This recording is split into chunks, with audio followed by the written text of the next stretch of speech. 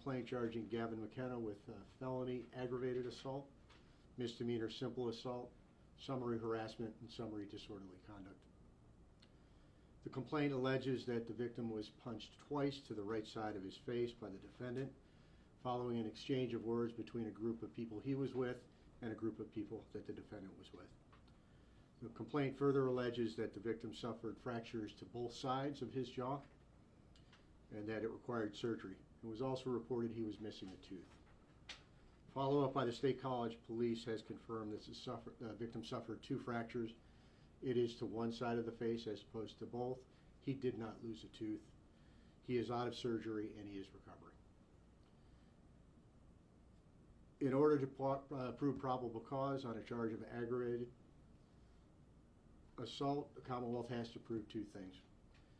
We're required to prove that the defendant acted with the intent to cause serious bodily injury, or that the defendant acted recklessly under circumstances showing an extreme indifference to the value of human life. Both our office and the State College Police Department have reviewed video of this incident. Viewing that video, we have reached the conclusion it does not support the felony charge of aggravated assault.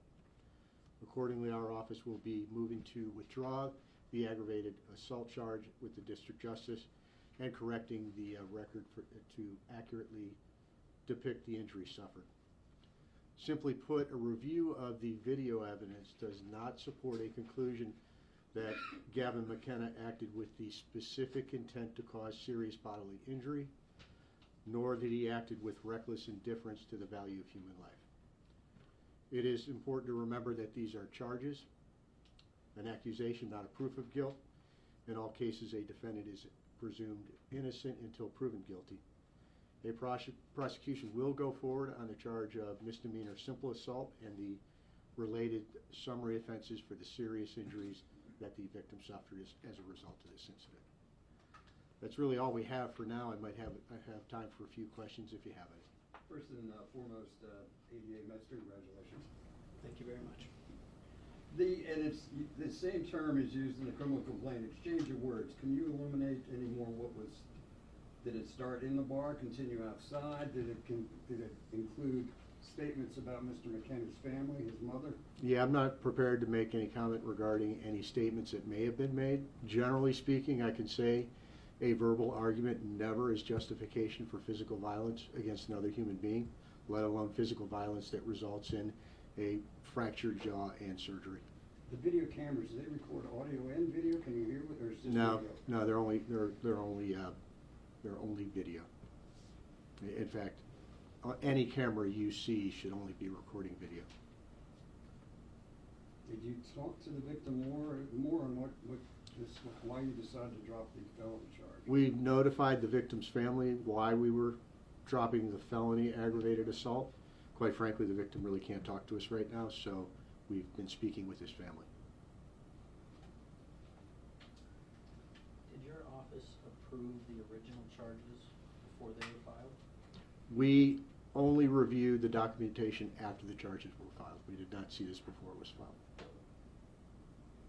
felony charge is not being replaced with some similar misdemeanor charges just being dropped completely, and you're going forward with the other? Yes, yes. The case will go forward on a misdemeanor, charge of assault, and the related summary offenses. Has the victim had any pending charges or any investigation further in any which way? The victim has... Like disorderly conduct or anything like No, that? sir. No. I won't speak to the specifics of the facts other than we're going forward on the charges as stated. There's nothing in this incident relating to the victim engaging in any criminal activity. Despite what is being said about what is being said out there that the victim was harassing Mr. McKenna and his family, things escalated, went outside, why would that not be pursued by the police or by your office? Quite frankly, I don't think that's factually accurate. And one thing I would say, really, to both of these young people, that it's extremely unfair, not right, and the online speculation about what did or did not happen causes injury to all concerned. And I really would encourage I would encourage that the public take note of that. It's important that it be said that the felony charge is not supported. It's important that it be noted that the felony charge is not supported because there's a human on that side of the equation, a young man. It's important to know that there's a victim who suffered a broken jaw in 2 places and has had to have surgery. I don't believe that the public should play with, should seek, is there some online game to negatively affect both. So I think it's important that we got out in front of this now, so that as it relates to the allegations against the defendant, that they were made clear. And I would ask the public to refrain from speculating on what did or did not happen, and remind people that the fact that there is a verbal argument never justifies physical violence. And I think that's about all I have for now. One more small question. Is the preliminary hearing still scheduled for this upcoming Wednesday? Scheduled for this Wednesday. We do not have an attorney of record, so I can't speak to whether that's going to occur or not. Do you know if anybody in your office has been contacted by Homeland Security, ICE, any federal authorities on McKenna's visa status? I can say unequivocally no. And I can say that these are allegations. They are not, it is not proof. There should be no reason for that to occur for anyone.